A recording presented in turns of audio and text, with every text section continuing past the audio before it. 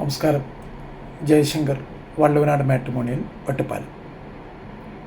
ഇന്ന് പറയാൻ പോകുന്ന ആൺകുട്ടി പ്രഭു എന്നാണ് ആ കുട്ടിയുടെ പേര്. തിരുവാതിര നക്ഷത്രം, 32 വയസ്സ്. മാർച്ച് 13-ന് 33 വയസ്സാവും. സെയിൽസ് എൻജിനീയറായിട്ട് വർക്ക് ചെയ്യാണ് ഖത്തറിൽ. ദുഹ എന്ന് പറഞ്ഞ സ്ഥലത്താണ് വർക്ക് ചെയ്യുന്നത്.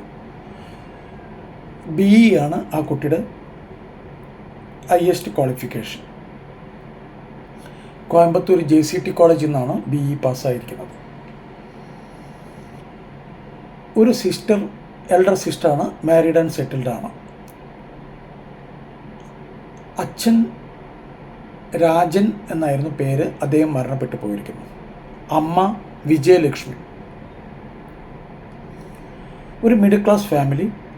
ഹൈറ്റ് വന്നിട്ട് 169, വെയ്റ്റ് വന്നിട്ട് 70. തിരുവാതിര നക്ഷത്രം. അപ്പോൾ ഇദ്ദേഹം കോയമ്പത്തൂരാണ് ഇവർ സെറ്റിൽ ചെയ്തിരിക്കുന്നത്. അതായത് അമ്മ കോയമ്പത്തൂരാണ് സെറ്റിൽ ചെയ്തിരിക്കുന്നത്. ഈ കുട്ടി ഖത്തറിലാണ് വർക്ക് ചെയ്യുന്നത്.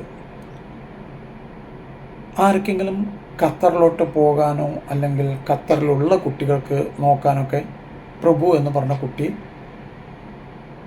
നോക്കാവുന്നതാണ്. ആ കുട്ടിയുടെ പ്രൊഫൈൽ നോക്കാവുന്നതാണ്. ഇവരുടെ കാസ്റ്റ് വന്നിട്ട് മണ്ണാടിയാറാണ്. മണ്ണാടിയാർ ഫാമിലിയാണ്. എന്തുകൊണ്ടാണ് ഞാൻ ഈ മണ്ണാടിയാർ ഫാമിലിയെ പറ്റി പറയുന്നതെന്ന് പറഞ്ഞു കഴിഞ്ഞാൽ, ഇപ്പോൾ നമ്മുടെ ഒറ്റപ്പാലം ഭാഗത്തൊക്കെ, ഒറ്റപ്പാലം, പാലക്കാട്, നമ്മുടെ ഈ പാലക്കാട് ഡിസ്ട്രിക്റ്റിൽ തന്നെ കടമ്പഴിപ്പുറം എന്നൊക്കെ പറഞ്ഞ സ്ഥലമുണ്ട്.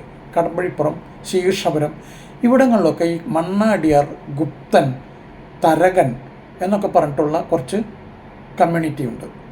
ഇവരെല്ലാവരും ഇപ്പോൾ നമ്മുടെ നായർ ഫാമിലി ആയിട്ടൊക്കെ മാരേജ് നടക്കുന്നതായിട്ട് ഞാൻ കാണുന്നുണ്ട്. ഒറ്റപ്പാലത്തൊക്കെ മണ്ണാടിയർമാരെ ഞാൻ പലപ്പോഴും കണ്ടിട്ടുണ്ട്. നായർ ഫാമിലി ആയിട്ട് അവരുടെ വിവാഹം നടക്കുന്നത്. അപ്പോൾ ഒരു ഫോർവേഡ് കാസ്റ്റ് തന്നെയാണ് മണ്ണാടിയാർ, ഗുപ്തൻ, തരകൻ എന്നൊക്കെ പറയുന്നത്.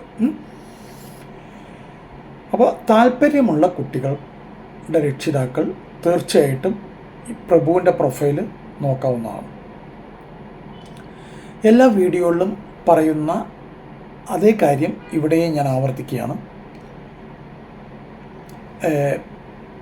മാട്രിമോണിയൽ സൈറ്റിൽ പ്രൊഫൈല് രജിസ്റ്റർ ചെയ്താൽ, അല്ലെങ്കിൽ ഏതെങ്കിലും ബ്രോക്കർമാരുടെ കയ്യിൽ പ്രൊഫൈൽ കൊടുത്തു കഴിഞ്ഞാൽ വിവാഹം നടക്കുമെന്ന് വിചാരിക്കരുത്. ഇത് നല്ല ഒരു ബുദ്ധിമുട്ടുള്ള മേഖലയായി മാറിക്കൊണ്ടിരിക്കുകയാണ് ദിനം പ്രതി.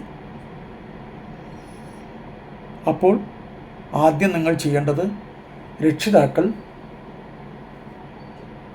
കുട്ടികളുമായിട്ട് നന്നായിട്ട് സംസാരിക്കുക. എന്തൊക്കെയാണ് അവരുടെ ആവശ്യം, ഹൈറ്റ് എത്ര വേണം, ജോബ് എന്തായിരിക്കണം, ഏത് ലൊക്കേഷൻ ആയിരിക്കണം, അവർക്ക് ക്വാളിഫിക്കേഷൻ എന്തായിരിക്കണം, ഇതെല്ലാം നന്നായിട്ട് സംസാരിക്കുക. അപ്പോൾ ഒരുവിധം കാര്യങ്ങളൊക്കെ നിങ്ങൾക്ക് മനസ്സിലായി കഴിഞ്ഞാൽ അടുത്തത് നിങ്ങളുടെ ധർമ്മദൈവങ്ങൾ അല്ലെങ്കിൽ കുടുംബക്ഷേത്രം നന്നായി പ്രാർത്ഥിക്കുക. ഇത് ദൈവവിശ്വാസികൾക്ക് മാത്രം. അടുത്ത മൂന്നാമത്തെ കാര്യം, ജാതകത്തിൻ്റെ വർത്തമാനങ്ങൾ കഴിയാവുന്നത്ര കുറച്ച് സംസാരിക്കുക. ഇപ്പോൾ പൊതുവെ കാണുന്നൊരു കാഴ്ച, കേരളത്തിലെ എല്ലാ രക്ഷിതാക്കളും അല്ലെങ്കിൽ കല്യാണം നോക്കുന്ന ആൺകുട്ടികളുടെ അല്ലെങ്കിൽ പെൺകുട്ടികളുടെ അച്ഛനമ്മമാരൊക്കെ ഇപ്പോൾ ജ്യോതിഷ പണ്ഡിതന്മാരാണ്.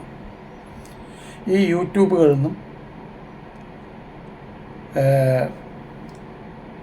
പല ജ്യോതിഷന്മാരുടെ അടുത്ത് പോകുമ്പോൾ പൊരുത്തം നോക്കുമ്പോഴൊക്കെ കുറേ കാര്യങ്ങൾ പഠിച്ചു വച്ചിരിക്കുകയാണ്.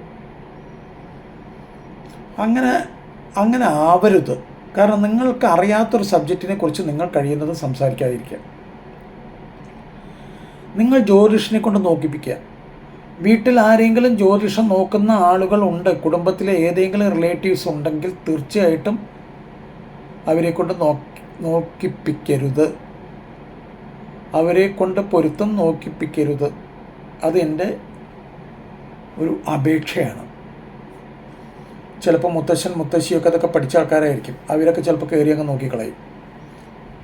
നോക്കുന്നത് നല്ലത് തന്നെയാണ്. പക്ഷേ സ്വന്തം കുട്ടികളുടെ അല്ലെങ്കിൽ പേരക്കുട്ടികളുടെ കാര്യത്തിൽ ചെയ്യരുത്. ഇതിൽ എന്തുകൊണ്ടാണ് ഞാനിത് പറയണമെന്ന് പറഞ്ഞാൽ, ഞാൻ ഈ ഡോക്ടേഴ്സിൻ്റെ കേസ് പറയുമ്പോൾ ഡോക്ടേഴ്സ് സർജന്മാരൊക്കെ എനിക്ക് പരിചയമുള്ള പലരും ഉണ്ട്. അവരൊക്കെ പറയുന്നൊരു വരിയുണ്ട്, അവരുടെ ക്ലോസ് റിലേറ്റീവ്സിൻ്റെ ഒരിക്കലും അവർ ചെയ്യില്ല. അവരവരുടെ കൊളീജേഴ്സിനെ കൊണ്ടോ അല്ലെങ്കിൽ അവരുടെ സ്റ്റുഡൻസിനെ കൊണ്ടോ ഒക്കെ ചെയ്യിപ്പിക്കും, പക്ഷേ അവരായിട്ടൊന്നും ചെയ്യില്ല. ഇങ്ങനെ ഞാൻ പല ഡോക്ടേഴ്സും പറയുന്നത് കേട്ടിട്ടുണ്ട്. അതുതന്നെയാണ് ഇവിടെ ഫോളോ ചെയ്യേണ്ടത്. വീട്ടിലെ കാര്യം വീട്ടിൽ ജ്യോതിഷം പഠിച്ചിട്ടുള്ളവർ നോക്കരുത്. അത് നിങ്ങൾ അവരുടെ ഗുരുനാഥന്മാർക്ക് കൊടുക്കൂ. നല്ല നല്ല വേറെ ജ്യോതിഷന്മാർ നാട്ടിലുണ്ടാവും, അവരെ കാട്ടൂ. ഒരു കാരണവശാലും വീട്ടിലുള്ളവർ നോക്കരുത്. കാരണം വിവാഹം നടക്കലാണ് നമ്മുടെ ആവശ്യം, അല്ലാണ്ട് ഹോറോസ്കോപ്പിൽ റിസർച്ച് നടത്തലല്ല നമ്മളുടെ ആവശ്യം. ഇതൊക്കെ അനുഭവത്തിൻ്റെ വെളിച്ചത്തിൽ പറയുന്ന കാര്യങ്ങളാണ്. വളരെ ശ്രദ്ധിച്ച് മനസ്സിലാക്കണം. ഞാൻ ആരെയും കുറ്റപ്പെടുത്താനോ ആരെങ്കിലും കുറഞ്ഞു കാണുന്നതിന് വേണ്ടിയിട്ടോ ഒന്നുമല്ല.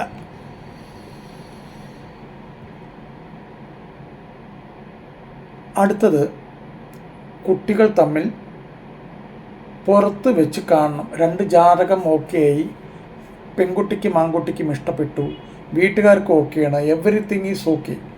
അങ്ങനെ വരുന്ന ഒരു സന്ദർഭത്തിൽ പെണ്ണ് കാണൽ ചടങ്ങിനേക്കാൾ കൂടുതലായിട്ട് ഈ ആൺകുട്ടിയും പെൺകുട്ടിയും പുറത്ത് വെച്ച് ഏതെങ്കിലും കോഫി ഷോപ്പിലോ എവിടെയെങ്കിലുമൊക്കെ ഇരുന്ന് നന്നായിട്ട് സംസാരിക്കണം.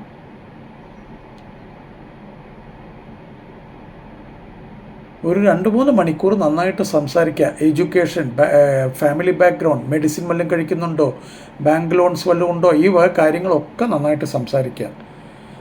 അവർ നല്ലൊരു കംഫർട്ട് ലെവൽ ആയിക്കഴിഞ്ഞാൽ മാത്രമേ ഫർദർ മുന്നോട്ട് പോകാവൂ.